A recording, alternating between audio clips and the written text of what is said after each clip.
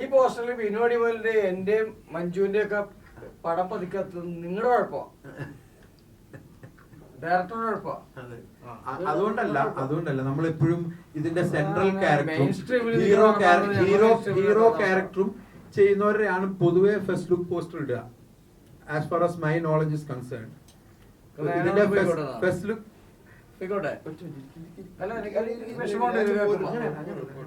First look poster usually നമ്മള് main Rolls കൈകാര്യം ചെയ്ത ആൾക്കാരുടെ പടം ആണല്ലോ നോർമലി പോസ്റ്ററിൽ ഉണ്ടാവുക.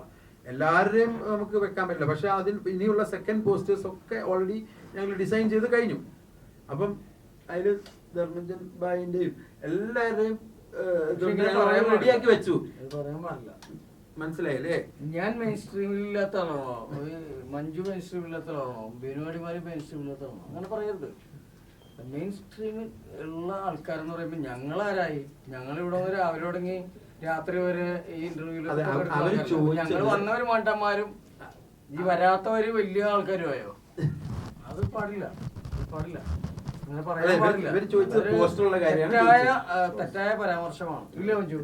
അതെ, അത് എന്താന്ന് വെച്ചാല് ഒരു സിനിമയുടെ പ്രൊമോഷൻ എന്ന് പറയുമ്പോ അതിനകത്ത് ഈ പറയുന്ന പോലെ അതിന്റെ ലീഡ് ക്യാരക്ടേഴ്സ് ചെയ്യുന്ന ആളുകൾ ഉറപ്പായിട്ടും വന്നിരിക്കണം. അവരുടെ റെസ്പോൺസിബിലിറ്റിയാണ് സിനിമ അഭിനയിച്ച എല്ലാരും. ഞാൻ ഇതിൽ അഭിനയിച്ച മെയിൻ ഇൻഡസ്ട്രിക്ക് പരിചയമുള്ള എല്ലാ ആർട്ടിസ്റ്റിനെയും ഞാൻ വിളിച്ചു. ഈ പ്രോഗ്രാമിന് ഞാൻ വിളിച്ചു.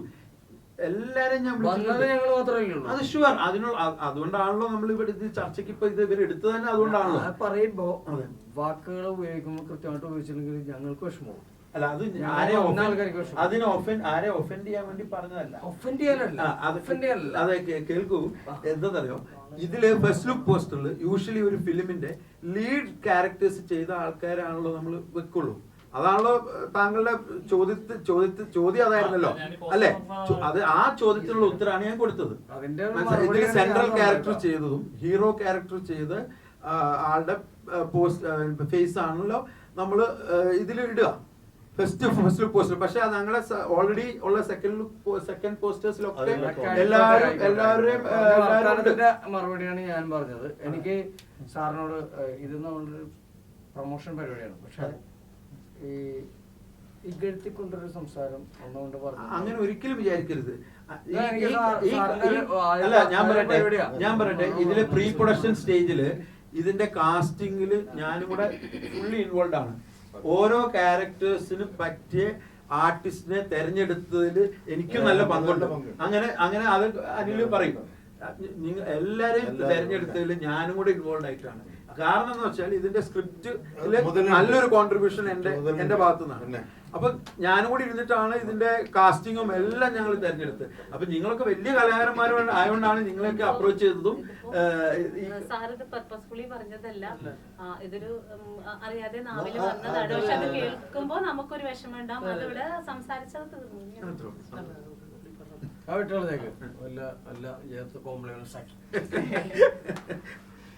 സ്ട്രീമിൽ നിൽക്കുന്ന കലാകാരൻ ഈ പോസ്റ്ററിൽ വെച്ച ഒരു കലാകാരന്മാരും ഇവിടെ ഈ പ്രൊമോഷൻ വർക്കിന് വന്നില്ല. ഈ സിനിമയോട് ചെയ്യുന്ന ഒരു നന്ദികേടാണ്. കാരണം ഒരു സിനിമ അഭിനയിച്ച വലിയ കലാകാരന്മാർ അവരുടെ സിനിമ വിജയിക്കാൻ വേണ്ടി അവർ ഒരു ദിവസമെങ്കിലും മുടക്കണം എന്നാണ് ഞാൻ പറയുന്നത്. അത് വരാത്ത ആൾക്കാരാണ്. ഞങ്ങൾ വളരെ ചെറിയ റോളുകൾ അഭിനയിച്ച ആൾക്കാരാണ്. മഞ്ജു, ഞാനും ബിനുവാടിമാരും. അങ്ങനെ പറഞ്ഞൂടെ? അല്ല, ഞാൻ പറയട്ടെ. അങ്ങനെയുള്ള ആൾക്കാരാണ് ഞങ്ങൾ വന്നിരിക്കുന്നത്. ഞങ്ങള് രാവിലെ തുടങ്ങി ഇവിടെ ഉണ്ടല്ലോ. ഇതിന്റെ കൂടെ ഉണ്ടല്ലോ. ഞങ്ങൾ കഷ്ടപ്പെട്ടെന്ന് പറയില്ല. ഞങ്ങള് ഒരു സിനിമയൊക്കെ വിളിച്ച് ഞങ്ങൾക്ക് നല്ല പ്രതിഫലം നൽകി തന്ന ഒരു സിനിമയൊക്കെയാണ്. അതിന് ഒരു ദിവസം നമ്മൾ മാറ്റിവെച്ചിട്ട് ഇവിടെ വന്നു. ചിലപ്പോൾ അവർക്ക് തിരക്കുണ്ടാവും. പക്ഷെ ഞങ്ങളെ ഇരുത്തിക്കൊണ്ട് മെയിൻ സ്ട്രീമിലെ ആൾക്കാർ എന്ന് പറയരുത്. അപ്പൊ ഞങ്ങൾ മെയിൻ സ്ട്രീമിലെ ആൾക്കാരല്ലാതായി പോകും. മനസ്സിലായോ?